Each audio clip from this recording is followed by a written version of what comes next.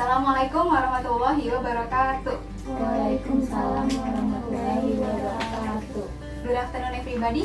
Good afternoon. Okay, how are you today? I am fine, Thank you. And you? Alhamdulillah, I'm fine too. Okay, before we start today's activity, it will be better if we say basmalah together. Bismillahirrahmanirrahim. Okay, let me introduce myself first. My name is Frida Hayukinanti and my nickname is Frida. You all can call me Miss Frida or Miss Rida. And then I'm from English Education Department, Teacher Training and Education Faculty from University Sultan Agung Tirtayasa. Jadi biar adil, perkenalan balik ya. Nama saya Diana Ayu Pamesti, biasa dipanggil Menu. Asal sekolah Mempunyai Tangerang. Perkenalkan, nama saya Diara Ayu Pamestri, biasa dipanggil Meni, asal sekolah SMK 5. Perkenalkan, nama saya Mayura Dialina, kelas 11. Asal sekolah saya Tugas Pemuda. Oke, terima kasih banyak.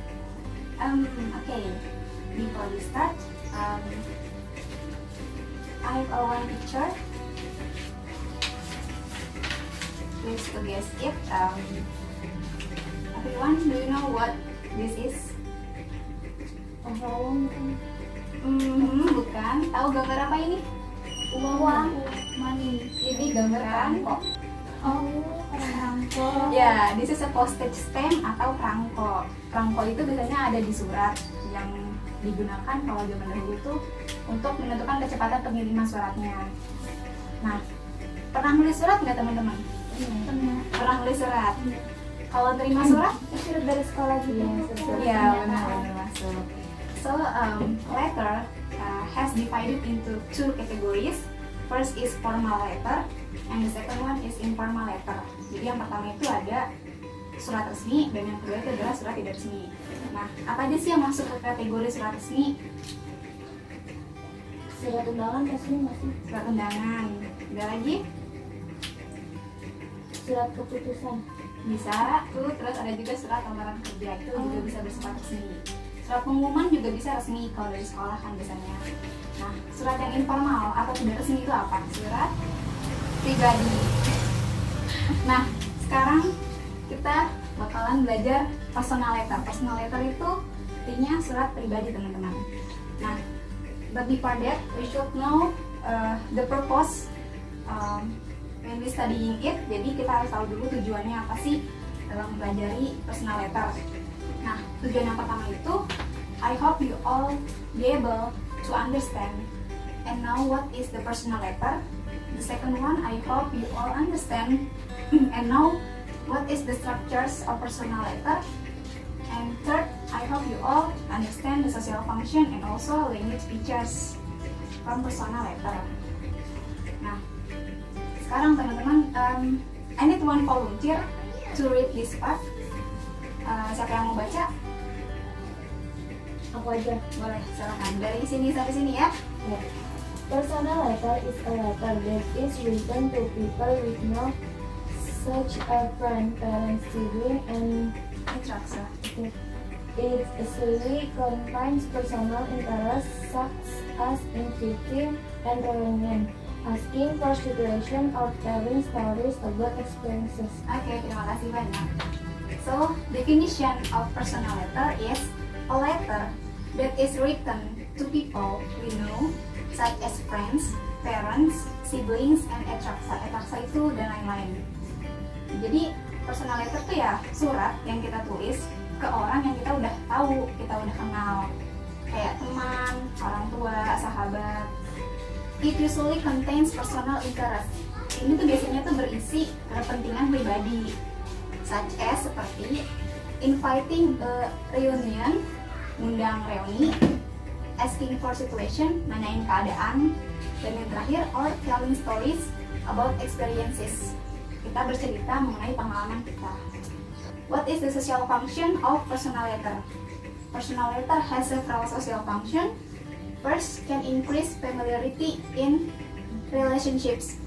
Jadi personal letter atau surat pribadi ini punya fungsi sosial atau manfaat. Dengan kita menulis surat pribadi, itu kita bisa meningkatkan keakraban dalam hubungan. Can convey a special message like missing someone. Ya, bisa juga nih nyampain pesan spesial kayak ngerinduin seseorang. Dan yang terakhir, can reconnect the relationship. Jadi bisa juga buat nyambungin silaturahmi yang udah putus. We will learn about structures. Jadi yang pertama, structures of personal letter. First is date. Date when the letter is written. Nah, jadi date ini apa coba meaningnya? Apa biasanya artinya? Date tanggal itu waktu ketika kita nulis suratnya. Biasanya sih untuk penulisannya ada di pojok kiri atas. Yang kedua ada address. Tempat ya? Iya, address itu tempat atau alamat. Jadi address is place where you are writing from.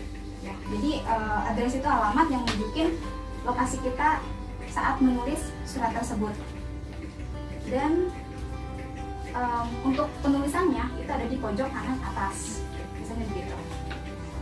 Terus nomor yang 3 ada salutation and name. Nah, bisa dilihat tuh kan, salutation itu my dear lovely city. Itu adalah contoh dari salutation and name. Salutation and name ini adalah greeting and the person name you are writing to. Jadi salutation itu kalau bahasa Indonesia itu kayak ungkapan, panggilan khusus gitu. Apa sih introduction? What is introduction? Introduction is the opening of the letter.